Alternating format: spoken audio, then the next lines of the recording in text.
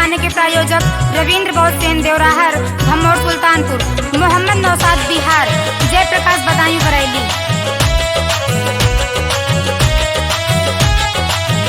चारों तरफ फैला था अंधकार, चारों तरफ फैला था अंधकार। रोशन कर बाबा साहब चले गए, रोशन कर बाबा साहब चले गए, बाबा चले गए साहब चले गए, बाबा चले गए साहब चले गए। रोशन कर बाबा साहब चले गए, रोशन कर बाबा साहब चले गए।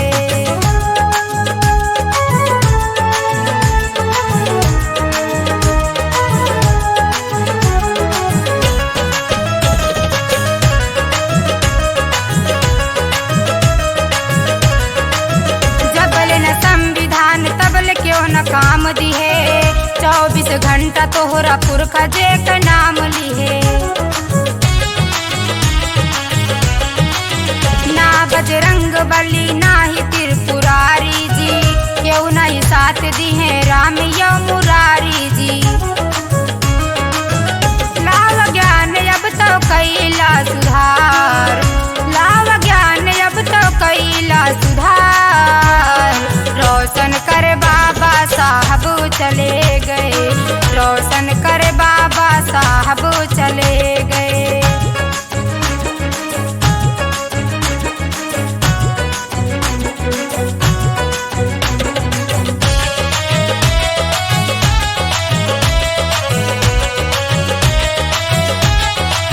सोचो पेशवाई रेस में जब राज रहा, कमर में झाड़ू गले हाड़ी बांधी जात रहा।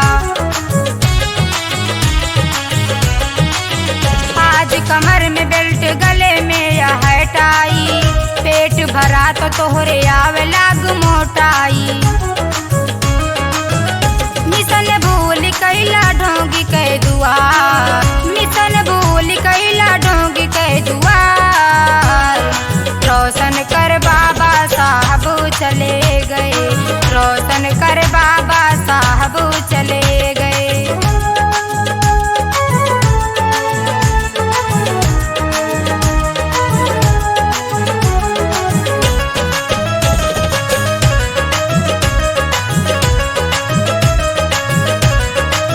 काहे तू भूल गया भीम बुद्ध बानी का, संत कबीर और रैदास की जुबानी का।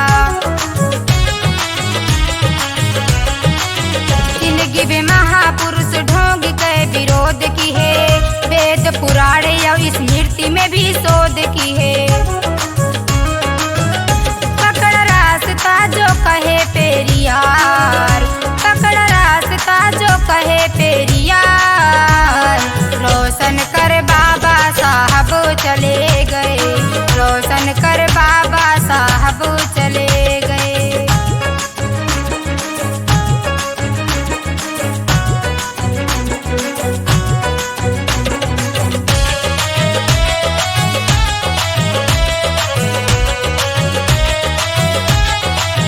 ऋषि शंभू के एकलव्य के अंगूठा कटा, जे के पुरखन काटन वही से तू वहा सटा।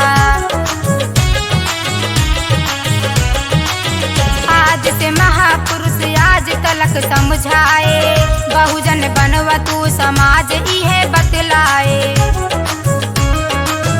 गौतम तीर्थ राज अब करा करा, गौतम तीर्थ राज अब करा करा। रोशन कर बाबा साहब चले गए, रोशन कर बाबा साहब चले गए। चारों तरफ फैला था अंधकार,